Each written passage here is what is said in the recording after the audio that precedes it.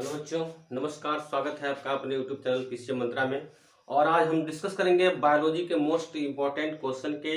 वैसे बायोलॉजी जितने भी क्वेश्चन आएंगे लगभग सभी टॉपिकों से क्वेश्चन को सिलेक्ट किया गया है और आप अपनी तैयारी अच्छे से बुक से और जितने भी आपके हेल्पिंग बुक है उनसे कर लेंगे और साथ में इन प्रश्नों को भी अच्छे से तैयार कर लेंगे, क्योंकि इन प्रश्नों में से भी बहुत सारे ऐसे प्रश्न हैं जो लगातार पूछे जाते हैं और पूछे जा सकते हैं।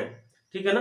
तो हम फर्स्ट क्वेश्चन को डिस्कस करते हैं। पहला क्वेश्चन क्या है, कह रहा है कि उत्परिवर्तन को किस वैज्ञानिक ने प्रस्तुत किया था। तो उत्परिवर्तन को ह्यूगो डी ब्रीज नामक वैज्ञानिक ने प्रस्तुत किया था। जो ऑप्शन नंबर सी होगा वह राइट आंसर होगा। जो ऑप्शन नंबर सी होगा वह राइट आंसर होगा। क्या उत्परिवर्तन को किस वैज्ञानिक ने प्रस्तुत किया, तो ह्यूगो डी ब्रीज ने उत्परिवर्तन को प्रस्तुत किया था।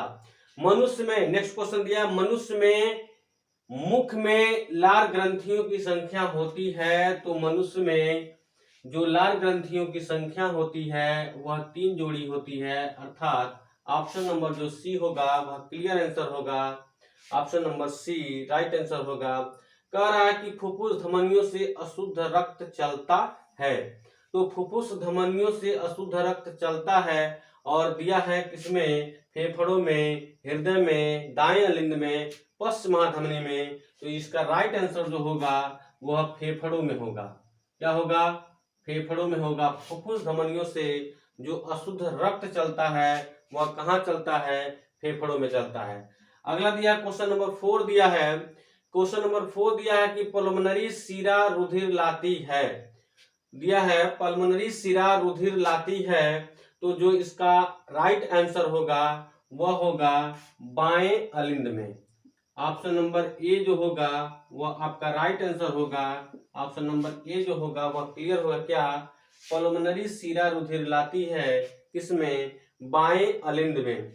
अगला क्वेश्चन दिया क्वेश्चन नंबर 5, अमोनिया से यूरिया का निर्माण होता है। तो अमोनिया से यूरिया का जो निर्माण होता है वह यकृत में होता है। किसमें होता है, यकृत में होता है। अमोनिया से यूरिया का निर्माण जो होता है वह यकृत में होता है। क्वेश्चन नंबर जो 6 दिया है, नर जनन अंगों से संबंधित ग्रंथि है। तो नर जनन अंगों से जो संबंधित ग्रंथि है वह होता है प्रोस्टेट ग्रंथ। क्या होता है, नर जनन अंगों से जो संबंधित ग्रंथि है वह प्रोस्टेट ग्रंथि है। अगला दिया है यकृत स्रावित करता है। तो यकृत स्रावित क्या करता है, हमेशा जो है पित्त को स्रावित करता है। एक बार यस करें, यकृत जो स्रावित करता है हमेशा पित्त को स्रावित करता है। अगला दिया क्वेश्चन नंबर 8। क्वेश्चन नंबर 8 दिया प्रकाश संश्लेषण क्रिया का उत्पाद है। तो प्रकाश संश्लेषण क्रिया में जब देखेंगे तो आपका ग्लूकोज होता है, तो मंड होता है। मंड जो होगा वह आपका राइट आंसर होगा। ठीक है ना। क्वेश्चन नंबर 9 दिया है, अग्नाशय रस किसके पाचन में सहायक होता है। तो अग्नाशय रस किसके पाचन में सहायक होता है, तो जो लास्ट ऑप्शन दिया है, प्रोटीन दिया है, कार्बोहाइड्रेट दिया है और वसा दिया है, यह आपका जो होगा वह क्लियर आंसर होगा। ठीक है। क्वेश्चन नंबर 10 दिया है, किस हार्मोन की कमी से मधुमेह रोग हो जाता है। तो इंसुलिन की कमी से जो होता है मधुमेह रोग हो जाता है। ठीक है ना। किससे, इंसुलिन की कमी से जो होता है मधुमेह रोग हो जाता है। नेक्स्ट क्वेश्चन दिया क्वेश्चन नंबर 11, तंबाकू में पाए जाने वाला जो उत्तेजक पदार्थ होता है वह होता है निकोटीन। यह बहुत बार पूछा जाता है। Option number D clear answer होगा। ठीक है ना। LSD एक नशीली दवा होती है। तो LSD एक जो नशीली दवा होती है वह विभ्रमक होती है। कौन सी दवा होती है, विभ्रमक दवा होती है। कोका कोला क्या है, कोका कोला एक उत्तेजक है। याद रखेंगे, कोका कोला क्या है, एक उत्तेजक पदार्थ है। ठीक है ना। क्वेश्चन नंबर 14 दिया है, निम्न में से कौन सा अनुवांशिक पदार्थ है। तो हम जानते हैं DNA जो होता है अनुवांशिक पदार्थ होता है। क्वेश्चन नंबर 15 देखेंगे कि जिसके द्वारा जीन संरचना को बदला जा सकता है ऐसी तकनीक कहलाती है। तो ऐसी तकनीक जो है जीनी अभियांत्रिकी कहलाती है। इस तरह से जो ऑप्शन नंबर बी होगा वह क्लियर आंसर होगा। इन सारे प्रश्नों को कई बार रिवाइज कर लेंगे और आपके जितने बायो के चैप्टर हैं उनसे संबंधित लगभग 3 या 4 चैप्टर होंगे बायो के, जिनको आप अच्छे से रिवाइज कर लेंगे। मेंडल के नियम हैं और पुष्पी पौधों में लैंगिक जन्म होता है, पर परागण, स्वपरागण, तो ये सब जितने टॉपिक हैं ये डिस्कस कर लेंगे, अपने खुद से तैयार कर लेंगे, याद कर लेंगे।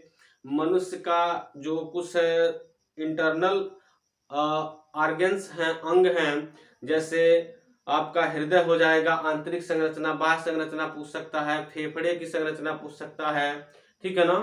और उसके बाद से पाचन तंत्र का निम्नांकित चित्र पूछ सकता है। और उसके बाद से बायो में संबंधित क्वेश्चन आपसे पूछ सकता है, नर जननांगों का सचित्र वर्णन करने के लिए दे सकता है, शुक्राणु की संरचना दे सकता है, तो इस तरह से न्यूरॉन की संरचना लिखने के लिए दे सकता है। ये सब सभी क्वेश्चन जो होते हैं बायो में बहुत ही मोस्ट इंपॉर्टेंट होते हैं, यह लगभग हमेशा पूछे जाते हैं। और बीमारी वाले चैप्टर से भी बीमारी के रोकथाम के लिए, ठीक है ना, कौन कौन से उपाय प्रयोग में लाए जाते हैं, जनसंख्या नियंत्रण के लिए भी आता है लिखने के लिए, और 100% आएगा भी लिखने के लिए। तो बहुत ज्यादा, जैसे तीनों चैप्टर से बहुविकल्पी जब 20 नंबर का आएगा 70 नंबर के पेपर में, जब आपको 20 नंबर ऑप्शनल देखने को मिलेगा, मात्र 50 नंबर के लिखने हैं। तो 50 नंबर के लिखने हैं तो 50 नंबर में 3 सब्जेक्ट को डिवाइड करना है, केमिस्ट्री, फिजिक्स, बायोलॉजी, और लगभग हमको लगता है कि 20-20 या फिर 15-15 क्वेश्चन, आपको 15-16-17 क्वेश्चन ऐसे क्वेश्चन देखने को मिलेंगे। 5 जो सबसे लॉन्ग क्वेश्चन होगा वह 5 नंबर का जो होगा लॉन्ग क्वेश्चन आपका आएगा, ठीक है ना। तो इस तरह से आपको प्रश्न देखने को मिलेंगे। लॉन्ग क्वेश्चन आपको अच्छे से तैयार करें और जो भी चैप्टर से संबंधित ऑप्शनल क्वेश्चन है उनको भी क्लियर करें। और उम्मीद करते हैं कि आपका जो एग्जाम होगा बहुत ही बेहतरीन होगा और आप अच्छे से अच्छे नंबर गेन करेंगे साइंस सब्जेक्ट में। और इस वीडियो में इतना ही तक। All the very best.